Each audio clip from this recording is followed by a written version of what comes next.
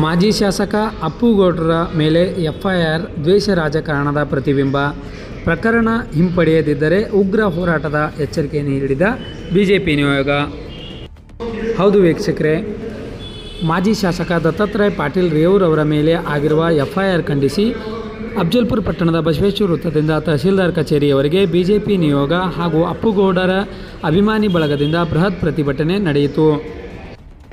ಪ್ರತಿಭಟನೆ ಉದ್ದೇಶಿಸಿ ಮಾತನಾಡಿದ ಬಿಜೆಪಿ ಜಿಲ್ಲಾಧ್ಯಕ್ಷ ಅಶೋಕ್ ಬಗ್ಲಿ, ಮಾಜಿ ಶಾಸಕ ಅಪ್ಪುಗೌಡ ಪಾಟೀಲರ ಮೇಲೆ ವಿನಾಕಾರಣ ದ್ವೇಷ ರಾಜಕಾರಣ ಮಾಡಲಾಗುತ್ತಿದೆ. ಬಿಜೆಪಿ ರಾಜ್ಯಾಧ್ಯಕ್ಷರಾದ ವಿಜಯೇಂದ್ರ ಅವರ ನೇತೃತ್ವದ ಪ್ರತಿಭಟನೆಯಲ್ಲಿ ದತ್ತಾತ್ರೇಯ ಪಾಟೀಲ್ ರೇವೂರ್ ಅವರು ಮಾತನಾಡುತ್ತಾ, ಮಾಜಿ ಸಚಿವ ದಿವಂಗತ ಖಮ್ರುಲ್ ಇಸ್ಲಾಂ ಅವರು ಕಲಬುರಗಿ ಜಿಲ್ಲೆಯಲ್ಲಿ ಛೋಟಾ ಪಾಕಿಸ್ತಾನ್ ಮಾಡಲು ಹೊರಟಿದ್ದರು. ಆದರೆ ಕಲಬುರಗಿ ಜನ ಪ್ರಜ್ಞಾವಂತರಾಗಿರುವುದರಿಂದ ಅವರ ಉದ್ದೇಶಕ್ಕೆ ಬ್ರೇಕ್ ಹಾಕಿದ್ದಾರೆ ಎನ್ನುವ ಮಾತಿಗೆ ಕಲಬುರಗಿ ಜಿಲ್ಲೆಯ ಖಮ್ರುಲ್ ಇಸ್ಲಾಮರವರ ಬೆಂಬಲಿಗರೆಂದು ಪ್ರಕರಣ ದಾಖಲಿಸಿದ್ದರ ಬೆನ್ನಲ್ಲೇ ಅಪ್ಪುಗೌಡರ ಮೇಲೆ ಎಫ್ಐಆರ್ ಮಾಡಲಾಗಿದೆ. ಈ ರೀತಿಯ ದ್ವೇಷ ರಾಜಕಾರಣ ಸರಿಯಲ್ಲ. ಇದರಲ್ಲಿ ನೇರವಾಗಿ ಕಾಂಗ್ರೆಸ್ ಪಕ್ಷದ ಪ್ರಮುಖರ ಕೈವಾಡವಿದೆ. ಕೂಡಲೇ ಪ್ರಕರಣ ವಾಪಸ್ ಮಾಡದಿದ್ದರೆ ರಾಜ್ಯಾದ್ಯಂತ ಉಗ್ರವಾದ ಪ್ರತಿಭಟನೆ ಮಾಡಲಾಗುವುದು ಎಂದರು. ತದನಂತರ ಮಾತನಾಡಿದ ಬಿಜೆಪಿ ಮಂಡಲ ತಾಲೂಕು ಅಧ್ಯಕ್ಷ ವಿದ್ಯಾಧರ್ ಮಂಗಳೂರೆ, ಕಲಬುರಗಿ ಜಿಲ್ಲೆಯ ದಕ್ಷಿಣ ಮತಕ್ಷೇತ್ರದ ಮಾಜಿ ಶಾಸಕರು ಹಾಗೂ ಯುವಕರ ಶಕ್ತಿಯಾಗಿರುವ ದತ್ತಾತ್ರೇಯ ಪಾಟೀಲ್ ರೇವೂರ್ ಅವರ ಮೇಲೆ ವಿನಾಕಾರಣ ದ್ವೇಷ ರಾಜಕಾರಣ ಮಾಡುತ್ತಿರುವುದು ಖಂಡನೀಯ. ಅದಲ್ಲದೆ ಕಾಂಗ್ರೆಸ್ ಸರ್ಕಾರ ಇದೆ ಎನ್ನುವ ಕಾರಣಕ್ಕೆ ಬಿಜೆಪಿ ಮುಖಂಡರ ಮೇಲೆ ಎಫ್ಐಆರ್ ಮಾಡುವುದು ಸರಿಯಲ್ಲ. ಅದಲ್ಲದೆ ಸಾಮಾಜಿಕ ಜಾಲತಾಣದಲ್ಲಿ ಅಪ್ಪುಗೌಡರ ಬಗ್ಗೆ ಅವಾಚ್ಯ ಶಬ್ದಗಳಿಂದ ನಿಂದಿಸುತ್ತಿದ್ದಾರೆ. ಕೂಡಲೇ ಅವರ ಮೇಲೆ ಪ್ರಕರಣ ದಾಖಲಿಸಬೇಕು. ಇಲ್ಲದಿದ್ದರೆ ಕರ್ನಾಟಕ ರಾಜ್ಯದ ಪ್ರತಿ ತಾಲೂಕಿನಲ್ಲಿ ನಿರಂತರ ಹೋರಾಟ ಮುಂದುವರಿಯುತ್ತದೆ ಎಂದರು. ಇದೇ ಸಂದರ್ಭದಲ್ಲಿ ಬಿಜೆಪಿ ಪಕ್ಷದ ಜಿಲ್ಲಾಧ್ಯಕ್ಷ ಅಶೋಕ್ ಬಗ್ಲಿ, ತಾಲೂಕು ಅಧ್ಯಕ್ಷ ವಿದ್ಯಾಧರ್ ಮಂಗಳೂರೆ, ಒಬಿಸಿ ಮೋರ್ಚಾ ರಾಜ್ಯ ಪ್ರಧಾನ ಕಾರ್ಯದರ್ಶಿ ಅವ್ವಣ್ಣ ಮೇಕೇರಿ, ಮಲ್ಲಿಕಾರ್ಜುನ್ ನಿಂಗದಳ್ಳಿ, ದಾನು ಬತಾಟೆ, ಸುನೀಲ್ ಶೆಟ್ಟಿ, ಶೈಲೇಶ್ ಗುಣಾರಿ, ಅಪ್ಪಾಸಾಬ್ ಪಾಟೀಲ್ ಗೊಬ್ಬೂರ್, ಶಿವ್ ನಿಂಬರ್ಗಿ, ಹನುಮಂತರಾವ್ ಪಾಟೀಲ್ ರೇವೂರ್, ಚಂದಮ್ಮ ಪಾಟೀಲ್, ಪ್ರಕಾಶ್ ಹಬ್ಬು, ವಿಜಯಕುಮಾರ್ ದೇಸಾಯಿ ಸೇರಿದಂತೆ ಹಲವು ಮುಖಂಡರು ಉಪಸ್ಥಿತರಿದ್ದರು. 1ನೇ ತಾರೀಕು ಸಿದ್ದರಾಮಯ್ಯನವರು ಮುಖ್ಯಮಂತ್ರಿ ಆಗಿದ್ದ ಸಂದರ್ಭದಲ್ಲಿ ಕಾಡ್ಲೆ ಮಶಾಕ್ ರಾಘವ ಚೈತನ್ಯ ಶಿವಲಿಂಗ ದೇವಸ್ಥಾನದ ಮೇಲೆ ಏನು ಕಿಡಿಗೇಡಿಗಳು ಹಲ್ಲೆ ಮಾಡಿದರು, ಆ ಗುಂಡಾಗಳ ಕೇಸನ್ನು 21ನೇ ತಾರೀಕು ಸಿದ್ದರಾಮಯ್ಯ ನೇತೃತ್ವದ ಸರ್ಕಾರ ವಾಪಸ್ ಪಡೆದಿತ್ತು. ಅದನ್ನು ವಿರೋಧಿಸಿ ಮೊನ್ನೆ ಜೂನ್ 1ನೇ ತಾರೀಕು ರಾಜ್ಯಾಧ್ಯಕ್ಷರ ನೇತೃತ್ವದಲ್ಲಿ ಒಂದು ದೊಡ್ಡ ಬೃಹತ್ ಪ್ರತಿಭಟನೆಯನ್ನು ಕಲಬುರಗಿ ಜಿಲ್ಲಾಧಿಕಾರಿಗಳ ಕಚೇರಿ ಮುಂದೆ ನಾವು ಹಮ್ಮಿಕೊಂಡಿದ್ದೇವೆ. ಆ ಒಂದು ಹೋರಾಟದಲ್ಲಿ ನಮ್ಮ ರಾಜ್ಯಾಧ್ಯಕ್ಷರಾಗಿ ಎಲ್ಲ ಶಾಸಕರು, ಮಾಜಿ ಶಾಸಕರು, ಬೀದರ್, ಯಾದಗಿರಿ ಜಿಲ್ಲೆ ಸಹಿತ ಪ್ರಮುಖರು ಬಂದಿದ್ದರು. ಎಲ್ಲರೂ ಕೂಡ ಮಾತನಾಡಿದ್ದಾರೆ. ಅದೇ ರೀತಿಯಾಗಿ ದತ್ತಾತ್ರೇಯ ಪಾಟೀಲ್ ರೇವೂರವರು ಮಾತನಾಡಿದ್ದಾರೆ. ಅವ್ರು ಏನು ಮಾತನಾಡಿದ್ದಾರೆ, 2004 ಅವತ್ತಿನ ದಿವಸ ಖಮ್ರುಲ್ ಇಸ್ಲಾಂ ಅವರು, ಇವ್ರ ಅಪ್ಪವರು ಚಂದ್ರಶೇಖರ್ ಪಾಟೀಲ್ ಅವರು ಎಲ್ಲರೂ ಇದ್ದರು. ಆದರೆ ಈಗ ಅವ್ರನ್ನೂ ಇಲ್ಲ. ಆಡಿರ್ತಕ್ಕಂಥ ಮಾತುಗಳನ್ನು ಸಂಯುಕ್ತ ಕರ್ನಾಟಕ ಪೇಪರ್ದಲ್ಲಿ ಬಂದಿರತಕ್ಕಂಥ ಮಾತುಗಳನ್ನು ಮೆಲುಕು ಹಾಕಿದ್ದಾರೆ. ಅವರು ಆದ ರೀತಿ ಮಾತಾಡಿಲ್ಲ. ಹಿಂಗೆ ಆಗಿತ್ತು ಅಂತಕ್ಕಂಥದ್ದು ಮೆಲುಕು ಹಾಕಿದ್ದಾರೆ.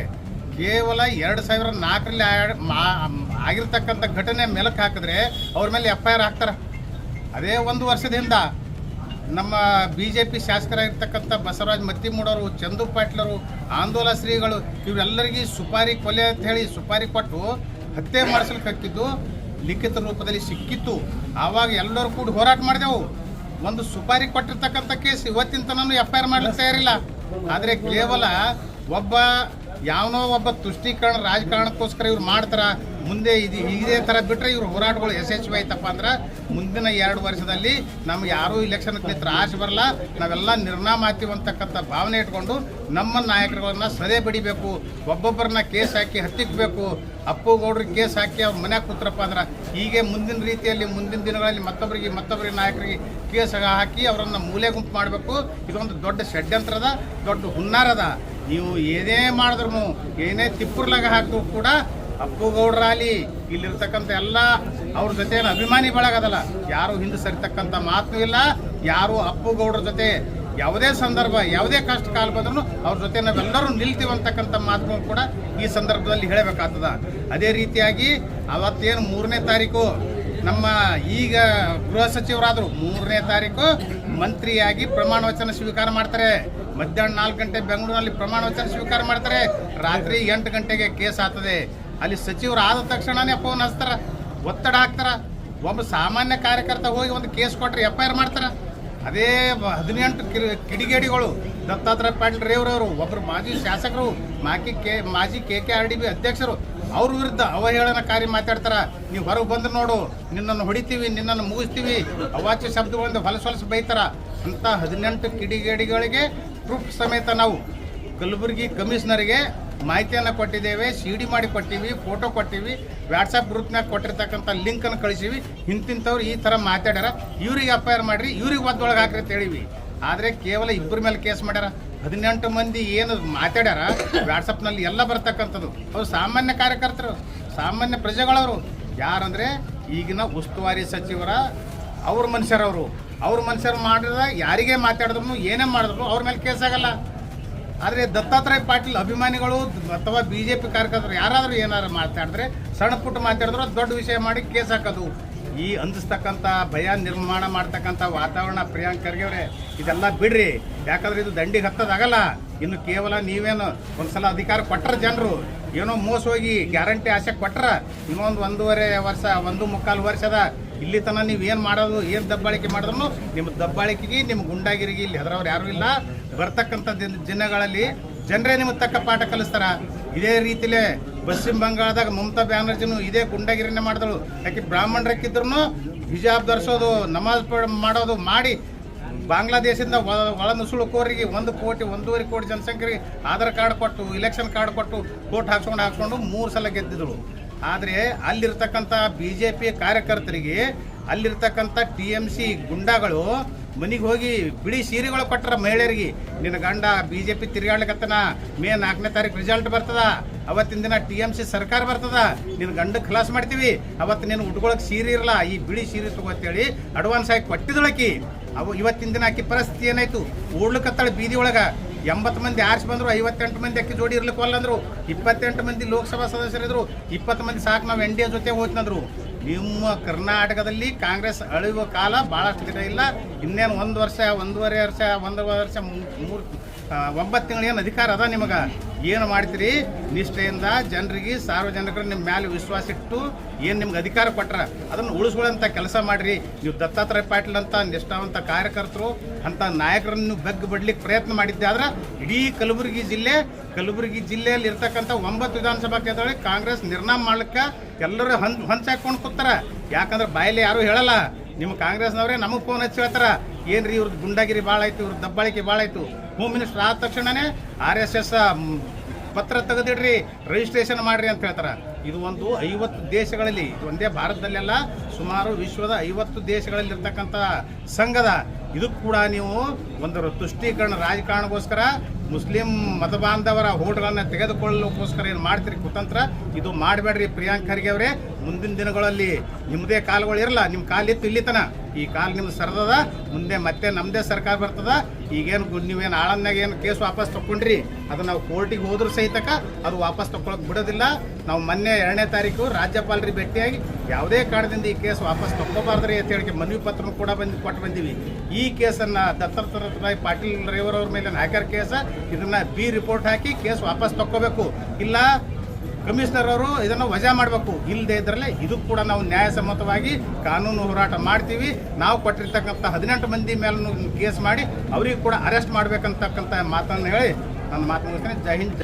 ವಿಜೇಂದ್ರನ ನೇತೃತ್ವದ ಹೋರಾಟದಲ್ಲಿ ಹಿಂದೂ ಹುಲಿ ಅಪ್ಪುಗೌಡರು ಯಾವ ವಿಷಯವನ್ನು ಪ್ರಸ್ತಾವನೆ ಮಾಡಿದ್ದಾರೆ ಅಂದ್ರೆ, ಗುಲ್ಬರ್ಗಾ ಜಿಲ್ಲೆಯಲ್ಲಿ ಒಂದು ಮುಸ್ಲಿಂ ಲೀಗ್ನಿಂದ ಆರಿಸಿ ಬಂದಂತ ಕಮ್ರುಲ್ ಇಸ್ಲಾಂ ಅವರು ಛೋಟಾ ಪಾಕಿಸ್ತಾನ್ ಮಾಡ್ತೀನಂತೆ ಹೇಳಿದಕ್ಕಾಗಿ ಏನ್ ಹೇಳಿದಾರೆ ಅಂದ್ರೆ, ಅಪ್ಪುಗೌಡರು ಮುಂದಿನ ದಿನಗಳಲ್ಲಿ ಹೆಂಗೆ ನಮ್ಮಲ್ಲಿ ಕಮ್ರುಲ್ ಇಸ್ಲಾಂ ಅವರು ಹೇಳಿಕೆ ಕೊಟ್ಟಾಗ ಗುಲ್ಬರ್ಗಾ ಜಿಲ್ಲೆಯ ಜನತೆ ಹೆಂಗ್ ನಿಮ್ ಮನೆಗೆ ಕಳಿಸ್ಯಾರ, ಮುಂದಿನ ದಿನಗಳಲ್ಲಿ ನಿಮಗೂ ಕೂಡ ಮನೆಗೆ ಕಳಿಸ್ತಾರ ಅಂತ ಒಂದು ಹೇಳಿಕೆ ಕೊಟ್ಟಿದ್ದಕ್ಕೆ ಗುಲ್ಬರ್ಗಾ ಜನತೆ ಏನು ಇವತ್ತಿನ ದಿವಸ ಕಮ್ರುಲ್ ಇಸ್ಲಾಂ ಅಭಿಮಾನಿಗಳು ಗೊತ್ತಿಲ್ಲ, ಯಾರೋ ಗೊತ್ತಿಲ್ಲ, ಸಾಮಾಜಿಕ ಜಾಲತಾಣಗಳ ಬಗ್ಗೆ ಅವಹೇಳನಕಾರಿಯಾಗಿ ಮಾತಾಡ್ತಾರೆ. ಅದರ ಬಗ್ಗೆ ಇವತ್ತಿನ ದಿವಸ ಅಫಜಲ್ಪುರ ತಾಲೂಕಿನಲ್ಲಿ ಅಪ್ಪುಗೌಡರ ಅಭಿಮಾನಿ ಬಳಗ ವತಿಯಿಂದ ನಾವು ಪ್ರತಿಭಟನೆ ಹಮ್ಮಿಕೊಂಡಿದ್ದೀವಿ. ಈ ಪ್ರತಿಭಟನೆಯ ಸಭೆ ಉದ್ದೇಶಿ ಮಾತನಾಡುತ್ತಾರೆ ನಮ್ಮ ಮಹಿಳಾ ಹೋರಾಟಗಾರರಾದ ಸಭೆಯಲ್ಲಿ ಹೇಳಿರ್ತಕ್ಕಂಥ ಅದೇ ಮಾತು ಏನಂತ ಹೇಳಿದ್ರು, ಬರೀ ಮೇಲೆ ಕಾಡ್ಸಿದ್ರು ಹಿಂಗ ಅಂತ ಹೇಳಿ. ಸಹಜದ ಯಾರಾದ್ರೂ ಹಿಂದೆ ನಮ್ಮ ಪಕ್ಷಕ್ಕೆ ಆಗಲಿ ನಮ್ಮ ಹಿಂದೂ ಜನರಿಗೆ ಆಗಲಿ, ನಮ್ಮ ಹಿಂದುತ್ವ ಪರವಾಗಿ ಯಾರೇ ಇರಲಿ ಇವತ್ತಿನ ದಿವಸ ಅವ್ರ ಪರವಾಗಿ ನಾವು ಇದ್ದೀವಿ ಅಂತ ಹೇಳಿ ಸ್ಟೇಜ್ ಮೇಲೆ ಹೇಳಿದಕ್ಕಾಗೆ ಕೆಲವು ಕಿಡಿಗೇಡಿಗಳು ಏನದ ಅವ್ರ ಮೇಲೆ ಸುಳ್ಳೆ FIR ದಾಖಲೆ ಮಾಡಿದ್ರು. ಏನಂತ ಅಪ್ಪುಗೌಡ ಹಿಂಗೆ ಹೇಳ್ಯಾರಂತ. ಅದು ಹೇಳಿದನು ಖರೇನೇ ಅದ. ಕೆಲವು ನಮ್ಮ BJP ನಾಯಕರಲ್ಲಿ ಅವರು ಮಾತಾಡಿರ್ತಕ್ಕಂಥ ಅವರು ಕೆಲವು ಸಾಕ್ಷಿಗಳು ಪುರಾವೆಗಳನ್ನು ಇಟ್ಕೊಂಡಿದ್ದಾರೆ ಭದ್ರವಾಗಿ. ಇದೇನದ ನಮ್ಮ ಹಿಂದೂ ಹುಲಿಯಾಗಿರ್ತಕ್ಕಂಥ ಅಪ್ಪುಗೌಡರ ಮೇಲೆ ಇದು ವೈಯಕ್ತಿಕ ಅಂತ ಹೇಳ್ತೀನಿ ನಾ. ವೈಯಕ್ತಿಕ ಅವರು ಬೆಳೆದು ನಿಂತು ಅವ್ರು ಬೆಳೆದು ಬಂದ ದಾರಿ, ಅವ್ರದ್ದು ಮಾಡ್ತಕ್ಕಂಥ ಸಾಧನೆಗಳು ಇವ್ರಿಗೆ ಆಗ್ಬರ್ಲಾರ ಮಟ್ಟಿಗೆ ಇವರೇನದ ಕೆಲವು ಕಿಡಿಗೇಡಿಗಳು ಮುಸ್ಲಿಮ ಬಾಂಧವರು ಅಂತಂದ್ರೆ ಎಲ್ಲರಿಗೆ ಅಂತಲ್ಲ, ಕೆಲವು ಕಿಡಿಗೇಡಿಗಳು ಮಾಡಿರ್ತಕ್ಕಂಥದ್ದು ಹೊಲಸು ದಂಧ ಏನದ ಇದು ಕೇಸ್ ಹಾಕ್ಯಾರಲ್ಲ, ಅದು FIR ವಾಪಸ್ ತಕ್ಕೊಳ್ಳೋ ಅಲ್ಲಿವರೆಗೂ ನಮ್ಮ ಹಿಂದೂ ಪರವಾಗಿ ನಾನು ಹೇಳ್ತೀನಿ, ಅಲ್ಲಿವರೆಗೆ ಅವರು ಎಲ್ಲಿ ತನಕ ಅವ್ರು ಕೇಸ್ ತಕ್ಕೊಳ್ಳಲ್ಲ ಅಲ್ಲಿವರೆಗೆ ಇದು ಹೋರಾಟ ಇದ್ದಿದ್ದೇ ಇದು. ಯಾಕಂದ್ರ ಹಿಂದೂಗಳಿಗೇನು ಮಾತಾಡ್ತಕ್ಕಂಥ ವಾಕ್ ಸ್ವಾತಂತ್ರ್ಯನೇ ಇಲ್ಲನಂತ ನಾ ಈ ಮಾಧ್ಯಮದ ಮುಖಾಂತರ ತಮ್ಮೆಲ್ಲರಿಗೂ ಕೇಳ್ತೀನಿ. ಈ ಭಾರತ ದೇಶದ ಮೇಲೆ ಹುಟ್ಟಿದ ಮೇಲೆ ಒಂದೇ ಮಾತ್ರ ಹೇಳಲೇಬೇಕಂತ ಒಂದು ಭಾರತೀಯ ಸಂಸ್ಕೃತಿಯ ಸಂಸ್ಕಾರದಲ್ಲಿದ್ದವರು ನಮ್ಮ ಭಾರತ ದೇಶದಲ್ಲಿ ಇದ್ದುಕೊಂಡು ಒಂದು ಪಾಕಿಸ್ತಾನ ಮುರ್ದಾಬಾದ್ ಅಂತೇಳಿ ರಾಜಾರೋಷವಾಗಿ ವಿಧಾನಸಭೆಯಲ್ಲಿ ಪಾಕಿಸ್ತಾನ ಜಿಂದಾಬಾದ್ ಅಂತ ಹೇಳ್ತೀರಿ. ತಾವೆಷ್ಟು ಮಂದಿಗೆ FIR ಮುಖಾಂತರ ತಾವು ಕೇಸ್ ಮಾಡಿದ್ದೀರಿ ಅಂತ ಇದ್ರ ಮುಖಾಂತರ ನಾನು ನಿಮ್ಗೆಲ್ಲರಿಗೆ ಒಂದು ಕ್ವಶನ್ ಮಾಡ್ತೀನಿ. ಯಾಕಂದ್ರೆ ಕೆಲವು ಕಿಡಿಗೇಡಿಗಳು ಹಿಂದೂ ಮುಸ್ಲಿಂ ಬಾಯಿ ಅಂತೇಳಿ ಏನು ನಮ್ದು ಯಾರನ್ನು ಹಿಂದೂಗಳು ವೈರಿನೂ ಅಲ್ಲ, ಮುಸ್ಲಿಮರು ವೈರಿಗಳಲ್ಲ. ಕೆಲವು ಕಿಡಿಗೇಡಿಗಳೇನದ ಇದು ಅಪ್ಪುಗೌಡ್ರಿಗೆ ರಾಜಕೀಯ ಇವ್ರು ಮುಂದೆ ಬರ್ಲಕತ್ತಾರಂತೆ ಸಹಿಸ್ಕೊಳ್ಳೋದಾಗಲಾಗ್ಯದ ಅಷ್ಟೇ. ನೀವು ಮಾಡ್ರಿ, ನೀವು ಮುಂದೆ ಬರ್ರಿ. ಯಾವಾಗೂ ರಾಜಕೀಯ ಒಳಗ ಸಂಘಟನೆ ಒಳಗ ಜಾತಿ ಭೇದ ಇದು ಮಾಡಿ ಜಾತಿ ಜಗಳ ಹಚ್ಚತಕ್ಕಂಥ ಕೆಲಸ ಏನದ ಕೆಲವು ಕಿಡಿಗೇಡಿಗಳು ಮಾಡ್ಯಾರ. ಅದಕ್ಕೆ ಎಲ್ಲಾ ಸಮಾಜದವರು ಅದಕ್ಕೆ ಅಪ್ಪುಗೌಡರು ಬೆನ್ನೆಲುಬಾಗಿ ನಿಂತು ಅವರಿಗೆಲ್ಲರಿಗೂ ಒಂದು ಸ್ವಾಮೀಜಿ, ಮಠ, ಮಂದಿರ, ಸಂಘ, ಸಂಸ್ಥೆ, ಮಹಿಳಾ ಪರವಾಗಿ ಎಲ್ಲರೂ ಇಡೀ ನಮ್ಮ ಕಲಬುರಗಿ ಜಿಲ್ಲೆ ವತಿಯಿಂದ ನಾವೆಲ್ಲರೂ ಅಪ್ಪುಗೌಡರ ಬೆನ್ನೆಲುಬಾಗಿ ನಿಲ್ತೇವತ್ತೇಳಿ ಈ ಸಮಾರಂಭದಲ್ಲಿ ಹೇಳುತ್ತೇನೆ. ವಿಜೇಂದ್ರನ ನೇತೃತ್ವದ ಹೋರಾಟದಲ್ಲಿ ಹಿಂದೂ ಹುಲಿ ಅಪ್ಪುಗೌಡರು ಯಾವ ವಿಷಯವನ್ನು ಪ್ರಸ್ತಾವನೆ ಮಾಡಿದಾರಂದ್ರೆ, ಗುಲ್ಬರ್ಗ ಜಿಲ್ಲೆಯಲ್ಲಿ ಒಂದು ಮುಸ್ಲಿಂ ಲೀಗ್ನಿಂದ ಆರಿಸಿ ಬಂದಂತ ಕಮ್ರುಲ್ ಇಸ್ಲಾಂ ಅವರು ಛೋಟಾ ಪಾಕಿಸ್ತಾನ ಮಾಡ್ತೀನಂತೆ ಹೇಳಿದಕ್ಕಾಗಿ ಏನ್ ಹೇಳಿದಾರಂದ್ರೆ ಅಪ್ಪುಗೌಡರು ಮುಂದಿನ ದಿನಗಳಲ್ಲಿ ಹೆಂಗೆ ನಮ್ಮಲ್ಲಿ ಕಮ್ರುಲ್ ಇಸ್ಲಾಂ ಅವರು ಹೇಳಿಕೆ ಕೊಟ್ಟಾಗ ಗುಲ್ಬರ್ಗ ಜಿಲ್ಲೆಯ ಜನತೆ ಹೆಂಗ್ ನಿಮ್ ಮನಿ ಕಳಿಸ್ಯಾರ, ಮುಂದಿನ ದಿನಗಳಲ್ಲಿ ನಿಮಗೂ ಕೂಡ ಮನಿ ಕಳಿಸ್ತಾರ ಅಂತ ಒಂದು ಹೇಳಿಕೆ ಕೊಟ್ಟಿದ್ದಕ್ಕೆ ಗುಲ್ಬರ್ಗ ಜನತೆ ಏನು ಇವತ್ತಿನ ದಿವಸ ಕಮ್ರುಲ್ ಇಸ್ಲಾಂ ಅಭಿಮಾನಿಗಳು ಗೊತ್ತಿಲ್ಲ, ಯಾರೋ ಗೊತ್ತಿಲ್ಲ, ಸಾಮಾಜಿಕ ಜಾಲತಾಣಗಳ ಬಗ್ಗೆ ಅವಹೇಳನಕಾರಿಯಾಗಿ ಮಾತಾಡ್ತಾರೆ. ಅದರ ಬಗ್ಗೆ ಇವತ್ತಿನ ದಿವಸ ಅಫಜಲ್ಪುರ ತಾಲೂಕಿನಲ್ಲಿ ಅಪ್ಪುಗೌಡರ ಅಭಿಮಾನಿ ಬಳಗ ವತಿಯಿಂದ ನಾವು ಪ್ರತಿಭಟನೆ ಹಮ್ಮಿಕೊಂಡಿದ್ದೀವಿ. ಈ ಪ್ರತಿಭಟನೆಯ ಸಭೆ ಸ್ವಾಗತಿಸ್ತೇವೆ ಬಂಧುಗಳೇ. ಯಾಕಂದ್ರೆ ಇವತ್ತಿನ ದಿವಸ ಕರ್ನಾಟಕ ರಾಜ್ಯದಲ್ಲಿ ಏನು ಕಾಂಗ್ರೆಸ್ ಸರ್ಕಾರ ಕೆಲವು ರಾಜಕಾರಣಿಗಳು ಇವತ್ತ ಮುಸ್ಲಿಮರನ್ನು ಓಲೈಕೆ ಮಾಡುವ ಸಲುವಾಗಿ ಇವತ್ತ ತುಷ್ಟೀಕರಣ ರಾಜಕಾರಣ ಮಾಡುವ ದೃಷ್ಟಿಯಿಂದ ಇವತ್ತ ಹಿಂದೂಗಳನ್ನು ಇವತ್ತಿನ ದಿವಸ ಅಪಮಾನ ಮಾಡೋದು ಮತ್ತು ಅವ್ರ ಮೇಲೆ ರೌಡಿ ಶೀಟ ಇನ್ನಿತರ ಕೇಸ್ಗಳು ಹಾಕುವ ಮುಖಾಂತರ ಈ ಹಿಂದೂ ಸಮಾಜವನ್ನು ಹತ್ತಿಕ್ಕುವಂಥ ಕೆಲಸ ಏನು ಮಾಡ್ತಾ ಇದ್ದಾರ, ಅದು ಯಾವತ್ತಿಗೂ ಕೂಡ ಭಾರತೀಯ ಜನತಾ ಪಕ್ಷ ಅವಕಾಶ ಮಾಡಿಕೊಡಲ್ಲ. ಅದಕ್ಕೆ ತಕ್ಕ ಪಾಠ ಮುಂದಿನ ದಿನಗಳಲ್ಲಿ ಕಲಿಸ್ತೇವೆ ಅನ್ನುವಂಥ ಒಂದು ಸಂದೇಶವನ್ನು ನಮ್ಮ ಅಪ್ಪುಗೌಡರು ಕೊಟ್ಟಿರು. ತಮಗ ಈ ಒಂದು ವೇದಿಕೆ ಮುಖಾಂತರ ಸರ್ಕಾರಕ್ಕೆ ಗಮನಕ್ಕೆ ತಲುಪಿಸುವುದೇನೆಂದ್ರೆ, ಏನು 2021ನೇ ಸಾಲಿನಲ್ಲಿ ನವೆಂಬರ್ದಲ್ಲಿ ಕ್ರೈಮ್ ನಂಬರ್ 25 ಪ್ರಕಾರ ಏನು ಅಳಂದಲ್ಲಿ ನಾರ್ಲೆ ಮಶಕ್ ದರ್ಗಾದಲ್ಲಿರುವಂಥ ಏನು ರಾಘವ ಚೈತನ್ಯ ಶಿವಲಿಂಗಕ್ಕೆ ಕೆಲವು ಕಿಡಿಗೇಡಿಗಳು ಏನು ಹೊಲಸೆ ಹಾಕುವ ಮುಖಾಂತರ ಅಪಮಾನವನ್ನು ಮಾಡಿದ್ರು. ಆ ಅಪಮಾನ ಮಾಡೋದನ್ನು ಖಂಡಿಸುವಂಥ ಈ ಹಿಂದೂ ಸಮಾಜದ ಬಗ್ಗೆ ಇವತ್ತಿನ ದಿವಸ ಕೆಲವರು ಏನು 25 ಕ್ರೈಮ್ ನಂಬರ್ ಪ್ರಕಾರ ಅವರಿಗೆ ಒಂದು ಕೇಸನ್ನು ದಾಖಲಾಗ್ತದೆ. ಆ ಕೇಸನ್ನು ದಾಖಲಾದಂಥ ಸಂದರ್ಭದಲ್ಲಿ ಏನು ನಮ್ಮ ಹಿಂದೂ ಸಮಾಜದ ಪೂಜ್ಯರಾಗಿರ್ಬೋದು, ಕೆಲವು ಮುಖಂಡರಾಗಿರ್ಬೋದು, ಅದನ್ನು ಶುಚಿಗೊಳಿಸಿ ಮತ್ತು ಮತ್ತೆ ಪೂಜೆ ಮಾಡಲಿಕ್ಕೆ ಅವಕಾಶ ಮಾಡಿಕೊಡ್ಬೇಕಂತೇಳಿ ವಿನಂತಿಯನ್ನು ಮಾಡಿದಾಗ ಸರ್ಕಾರ ಅಡ್ಡಲಾಗಿ ಇವತ್ತು ಅಲ್ಲಿ ಪೂಜೆ ಮಾಡಕ್ಕೆ ಅವಕಾಶ ಕೊಟ್ಟಿರಲ್ಲ. ಆದರೆ ಹೈಕೋರ್ಟಕ್ಕೆ ಮೊರೆ ಹೋದಂಥ ಸಂದರ್ಭದಲ್ಲಿ ಆ ಒಂದು ಶಿವಲಿಂಗವನ್ನು ಸ್ವಚ್ಛಗೊಳಿಸಿ ಯಥಾ ಪ್ರಕಾರವಾಗಿ ಪೂಜೆ ಸಲ್ಲಿಸಲು ಕೆಲವು ಆಯ್ದ ಮುಖಂಡರ ಮತ್ತು ಪೂಜ್ಯರನ್ನು ಅವಕಾಶ ಮಾಡಿಕೊಟ್ಟಾಗ ಇವತ್ತು ದಿವಸ ಆ ಅನುಮತಿ ಪ್ರಕಾರ ನಮ್ಮೆಲ್ಲ ಸಮಾಜ ಮುಖಂಡರು ಹೋಗಿ ಪೂಜೆ ಮಾಡುವಂಥ ಸಂದರ್ಭದಲ್ಲಿ ಕೆಲವು ಕೋಮುವಾದಿಗಳು ಏನು ಈ ಒಂದು ಹಿಂದೂ ಪೂಜ್ಯರ ಮೇಲೆ, ಹಿಂದೂ ಮುಖಂಡರ ಮೇಲೆ ಇವತ್ತಿನ ದಿವಸ ಮಾರಣಾಂತಿಕವಾಗಿ ಹಲ್ಲೆ ಮಾಡುವ ಮುಖಾಂತರ ಮತ್ತು ಭಯಾನಕವಾಗಿ ಇವತ್ತಿನ ದಿವಸ ಹಲ್ಲೆ ಮಾಡಿ ನಮ್ಮ ಕೇಂದ್ರ ಸಚಿವರಾಗಿರ್ಬೋದು, ಶಾಸಕರಾಗಿರ್ಬೋದು, ಮುಖಂಡರ ಮೇಲೆ ಇವತ್ತಿನ ದಿವಸ ಕೊಡ್ಲಿ ಬಡಿಗೆ ಹತಾರ್ಗಳ ಮುಖಾಂತರ ಹಲ್ಲೆ ಮಾಡಲು ಪ್ರಯತ್ನ ಮಾಡಿದಾಗ ಏನು ಕ್ರೈಮ್ ನಂಬರ್ 29, 30, 31, 32 ಈ ರೀತಿಯ 30ರ ಪ್ರಕಾರ ಮತ್ತು ಕ್ರೈಮ್ ನಂಬರ್ 38ರ ಪ್ರಕಾರ ಸುಮಾರು 6 ಕೇಸ್ಗಳಾಗ್ತವೆ. ಆ ಕೇಸ್ನಲ್ಲಿ ಸ್ಪಷ್ಟವಾಗಿ ಹೇಳಲಾಗಿದೆ. ಏನು ಹೇಳಲಾಗಿರಪ್ಪ ಅಂದ್ರೆ ಕೆಲವು ಕೋಮುವಾದಿಗಳು ಹಿಂದೂವಂಕು ನೈ ಚೋಡ್ನ ಇನ್ಕು ಖತಮ್ ಕರ್ನಾ ಬೋಲ್ಕೆ ಹೇಳ್ಯಾರ ಅಂತ ತಿಳ್ಕೊಂಡು ಈ ಮಾತು ನಾವು ಹೇಳಿಲ್ಲ. FIR ಅಲ್ಲಿ ಸ್ಪಷ್ಟವಾಗಿ ಪೊಲೀಸ್ ದಾಖಲಾತಿಯಾಗಿ ಹೇಳ್ಯಾರ. ಅದರಂತೆ जो जिलाधिकारी है और SP है, हिंदुओं को बचाने के लिए आए हैं, इसको कभी भी नहीं छोड़ना, इनको भी खत्म करेंगे बोल के ಏನು ಉಲ್ಲೇಖ ಮಾಡಿ ಇವತ್ತು ದಿವಸ FIR ಯಾರು ಮಾಡ್ಯಾರ? ಪೊಲೀಸರು ಮಾಡ್ಯಾರ. ಅಂಥ ಒಂದು ಕೋಮುವಾದಿಗಳನ್ನು, ಅಂಥ ಒಂದು ಗುಂಡಾಗಳನ್ನು ರಕ್ಷಣೆ ಮಾಡುತ್ತಿರುವಂಥ ಈ ಸರ್ಕಾರ ಇವತ್ತ ನಿಜವಾಗ್ಲೂ ತಮ್ಮ ತಾಕತ್ತು ಇವತ್ತು ದಿವಸ ಕಾನೂನು ಬಗ್ಗೆ ಇವತ್ತ ಪಾಲನೆ, ಬುದ್ಧ, ಬಸವ, ಅಂಬೇಡ್ಕರ್ ಮತ್ತು ಸಂವಿಧಾನದ ಬಗ್ಗೆ ಹೇಳುವಂತ ಸನ್ಮಾನ್ಯ ಉಸ್ತುವಾರಿ ಮಂತ್ರಿಗಳು, ಈಗಿನ ಗೃಹ ಸಚಿವರು, ನಿಮಗೇನಾದರೂ ದಮ್ಮ ತಾಕತ್ತಿದ್ರ ಅವ್ರ ಕೇಸ್ ನೀವು ವಾಪಸ್ ತಗೋಬಾರ್ದು, ಅವರನ್ನು ಒದ್ದೊಳ ಹಾಕುವಂತ ಕೆಲಸ ನೀವು ಮಾಡಬೇಕು. ಆದ್ರೆ ನೀವೇನು ಮಾಡಿರಿ? ಯಾವ ಗುಂಡಾಗಳು, ಯಾವ ಕೋಮುವಾದಿಗಳು ಏನು ಹಿಂದೂಗಳ ಮೇಲೆ ಹಲ್ಲೆ ಮಾಡ್ಯಾರ, ಮಾರಕಾಸ್ತ್ರಗಳನ್ನು ತಗೊಂಡು ಬಂದಾರ, ಇವತ್ತ ಚಾಕು ಚೂರಿಗಳನ್ನು ತಗೊಂಡು ಬಂದಾರ, ಇವತ್ತ ಸಂವಿಧಾನದ ಪ್ರಕಾರ ನಮಗೆ ರಕ್ಷಣೆ ಕೊಡುವಂತ ಪೊಲೀಸರ ಮೇಲೆ ಇವತ್ತು ದಿವಸ ಹಲ್ಲೆ ಮಾಡ್ಯಾರ, SP ಅವ್ರ ಮೇಲೆ ಹಲ್ಲೆ ಮಾಡ್ಯಾರ, ಜಿಲ್ಲಾಧಿಕಾರಿಗಳ ಮೇಲೆ ಹಲ್ಲೆ ಮಾಡ್ಯಾರ, ಅವ್ರ ಕಾರನ್ನು ಖತಮ್ ಮಾಡ್ಯಾರ. ಅಂಥವ್ರ ಕೇಸ್ ವಾಪಸ್ ತಗೋತೀರಿ? ನಿಮಗೇನು ನಾಚಿಕೆ, ಮಾನ, ಮರ್ಯಾದೆ ಏನಾದರೂ ಇದನ್ನ? ಯಾವ ಸಂವಿಧಾನದಲ್ಲಿ ಬರ್ತದೆ ಹೇಳಿ ನೋಡಮ್ಮ. ಇವತ್ತು ಸರ್ಕಾರ ಕಾನೂನಿಗೆ ಅಡ್ಡಿಪಡಿಸುವಂತ ದುಷ್ಕರ್ಮಿಗಳನ್ನು ಇವತ್ತು ದಿವಸ ಕೇಸ್ ವಾಪಸ್ ತಗೋತೀರಿ ನೀವು. ಆದ್ರೆ ಯಾರು ಇವತ್ತು ಉಲ್ಲೇಖವನ್ನು ಮಾಡ್ತಾರ, ಈ ಹಿಂದೆ ಕಲಬುರಗಿ ಜಿಲ್ಲಾಕ್ಕೂ ಛೋಟಾ ಪಾಕಿಸ್ತಾನ್ ಬನಾಂಗಿ ಅಂತೇಳಿ ಯಾವ ಹಿಂದಿನ ಕೆಲವು ಮುಖಂಡರು ಉಲ್ಲೇಖ ಮಾಡ್ತಾರ, ಆ ಉಲ್ಲೇಖ ಮಾಡಿದವ್ರನ್ನ ಯಾವ ರೀತಿಯಾಗಿ ಮನೆ ಕಳಿಸಿರಿ. ಮುಂದಿನ ದಿನಗಳಲ್ಲಿ ಇವತ್ತಿನ ದಿವಸ ಏನು ತುಷ್ಟೀಕರಣ ರಾಜಕಾರಣ, ಮುಸ್ಲಿಂ ತುಷ್ಟೀಕರಣ ರಾಜಕಾರಣ ಏನು ಮಾಡ್ತಾರ ಈ ಕಾಂಗ್ರೆಸ್ ಪಕ್ಷ, ಮುಂದಿನ ದಿನಗಳಲ್ಲಿ ಇವ್ರಿಗೆ ಮನೆ ಕಳಿಸ್ತೇವೆ ಅಂತೇಳಿ ಹೇಳಿದ್ದು ಅಪ್ಪುಗೌಡರು.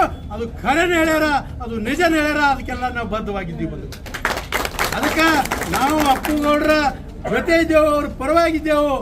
ನೀವು ಇದು ಅರ್ಥ ಮಾಡ್ಕೋರಿ. ನಿಜವಾಗ್ಲೂ ಕೂಡ ನಿಮಗೇನಾದರೂ ಸಂವಿಧಾನ ಮತ್ತು ಈ ಕಾನೂನು ಬಗ್ಗೆ ಇವತ್ತ ಕಳಕಳಿ ಇದ್ರ ಆ ಏನು ಗುಂಡಗಳ ಮೇಲೆ ಇವತ್ತಿನ ದಿವಸ ಕೇಸ್ ವಾಪಸ್ ತಗೊಂಡ್ರಿ, ಆ ಕೇಸನ್ನು ರದ್ದುಪಡಿಸಬೇಕು ಮತ್ತು ಅವರನ್ನು ಒದ್ದು ಜೈಲಿಗೆ ಹಾಕುವಂತ ಕೆಲಸ ನೀವು ಮಾಡಬೇಕು. ಅದನ್ನು ಬಿಟ್ಟು ಇವತ್ತಿನ ದಿವಸ ಯಾರು ಇವತ್ತು ಸರ್ಕಾರದ ವಿರುದ್ಧ ಮಾತಾಡ್ತಾರ, ಯಾರು ಜನರ ಪರವಾಗಿ ಮಾತಾಡ್ತಾರ, ಯಾರು ನಿಮ್ಮ ಹಗರಣಗಳು ಹೊರಗೆ ಹಾಕ್ತಾರ, ಅಂತ ಹಗರಣಗಳ ಬಗ್ಗೆ ಮಾತಾಡೋರಿಗೆ ನೀವು ಇವತ್ತಿನ ದಿವಸ ಕೇಸ್ ಮಾಡುವಂತ ಕೆಲಸ ಮಾಡ್ತಾ ಇದ್ದೀರಿ. ನಿಜವಾಗ್ಲೂ ನಿಮ್ಗೆ ದಮ್ಮ ತಾಕತ್ತಿತ್ತಪ್ಪ ಅಂದ್ರೆ ನಿಮಗೆ ಹೇಳ್ತಾ ಇದ್ದೀನಿ, ಅಫಜಲ್ಪುರ ತಾಲೂಕಿನಲ್ಲಿ ಸಮಾಜ ಕಲ್ಯಾಣ ಇಲಾಖೆಯಲ್ಲಿ ಏನು ಇವತ್ತ ಹಗರಣ ಆಗ್ಯದ, ಇವತ್ತ ಕೋಟ್ಯಾನುಗಟ್ಟಲೆ ರೂಪಾಯಿ ಇವತ್ತು ದಿವಸ ಖುದ್ದಾಗಿ ಇವತ್ತು ದಿವಸ ಅಧಿಕಾರಿಗಳು ಇವತ್ತು ದಿವಸ ಲೂಟಿ ಮಾಡ್ರ, ಅವ್ರಿಗೆ ಒದ್ದು ಹೊಳಗೆ ಹಾಕುವಂತ ಕೆಲಸ ಮಾಡಬೇಕು ನೀವು. ಅಂಥದ್ದು ಬಿಟ್ಟು ಯಾರು ಸಮಾಜ ಪರವಾಗಿ ಹೋರಾಟ ಮಾಡ್ತಾರ, ಯಾರು ಸರ್ಕಾರ ವಿರುದ್ಧ ಇವತ್ತು ದಿವಸ ಧ್ವನಿ ಎತ್ತಾರ, ಅಂಥವ್ರಿಗೆ ಇವತ್ತಿನ ದಿವಸ ಅವರು ಧ್ವನಿಯನ್ನು ಅಡಗಿಸುವ ಸಲುವಾಗಿ ನೀವು ಕೇಸ್ ಮಾಡಿದ್ರ ಇಲ್ಲಿ ಯಾರು ಅಂಜವ್ರಿಲ್ಲ, ಇಲ್ಲಿ ಯಾರು ಅಂಜವ್ರಿಲ್ಲ. ಇವತ್ತಿನ ದಿವಸ ಏನು ಈ ಸಮಾಜದಲ್ಲಿ ಆಗುವಂತ ಅರಾಜಕತೆ ಆಗಿರ್ಬೋದು, ಅಂಧಕಾರ ಆಗಿರ್ಬೋದು, ಅನ್ಯಾಯ ಆಗಿರ್ಬೋದು, ಅದ್ರ ವಿರುದ್ಧ ನಾವು ಯಾವತ್ತೂ ಧ್ವನಿ ಎತ್ತೇವು. ನೀವು ಎಷ್ಟೇ ಕೇಸ್ ಮಾಡ್ರಿ, ಏನೇ ಮಾಡ್ರಿ, ನಾವು ಅಂಜುವುದಿಲ್ಲ. ಮುಂದಿನ ದಿನಗಳಲ್ಲಿ ಭಾರತೀಯ ಜನತಾ ಪಕ್ಷ ಅಧಿಕಾರಕ್ಕೆ ಬಂದಂತ ಸಂದರ್ಭದಲ್ಲಿ ನೀವು ಏನು ಮಾಡಿರಿ ಅದಕ್ಕೆ ತಕ್ಕ ಪಾಠ ಕಲಿಸುವಂತ ಒಂದು ಕೆಲಸ ನಾವು ಮಾಡ್ತಾ ಇದ್ದೀವಿ. ಇವತ್ತು ವಿಶೇಷವಾಗಿ ಈ ಒಂದು ಹೋರಾಟದ ಮುಖಾಂತರ ಹೇಳಬೇಕಂದ್ರೆ ಏನು ಸುಳ್ಳು ದಾಖಲೆಯನ್ನು ಕೇಸ್ ಅಪ್ಪುಗೌಡರ ವಿರುದ್ಧ ನೀವು ಮಾಡಿದಿರಿ, ಆ ಕೇಸನ್ನು ವಾಪಸ್ ತೆಗೆದುಕೊಳ್ಳಬೇಕು ಮತ್ತು ಅಪ್ಪುಗೌಡರ ಬಗ್ಗೆ ಏನು ಕೇವಲವಾಗಿ ಮಾತನಾಡಿ ಅವರಿಗೆ ಮೇಲೆ ಎಫ್ಐಆರ್ ಮಾಡಲಿಕ್ಕೆ ಒತ್ತಾಯ ಮಾಡಿದಂಥ ಕೆಲವು ಕಮ್ಯುನಲ್ ಕಿಡಿಗೇಡಿಗಳನ್ನು ಇವತ್ತು ಒದ್ದು ಒಳಗೆ ಹಾಕಿ ಅವ್ರ ಮೇಲೂ ಕೇಸ್ ಮಾಡಬೇಕೆನ್ನುವಂಥ ಮನವಿಯನ್ನು ನಾವು ತಹಶೀಲ್ದಾರ್ ಮುಖಾಂತರ ಸರ್ಕಾರಕ್ಕೆ ಮಾಡ್ತಾ ಇದ್ದೀವಿ. ಒಂದು ವೇಳೆ ಇವೆಲ್ಲ ನೀವು ಮಾಡದೇ ಇದ್ದಲ್ಲಿ ಮುಂದಿನ ದಿನಗಳಲ್ಲಿ ಉಗ್ರವಾದಂಥ ಹೋರಾಟ ಮಾಡುವುದು ಅನಿವಾರ್ಯ ಆಗ್ತದೆ ಅನ್ನುವಂಥ ಎಚ್ಚರಿಕೆಯನ್ನು ಈ ಒಂದು ವೇದಿಕೆ ಮುಖಾಂತರ ಸರ್ಕಾರಕ್ಕೆ ನಾವು ಕೊಡ್ತಾ ಇದ್ದೀವಿ.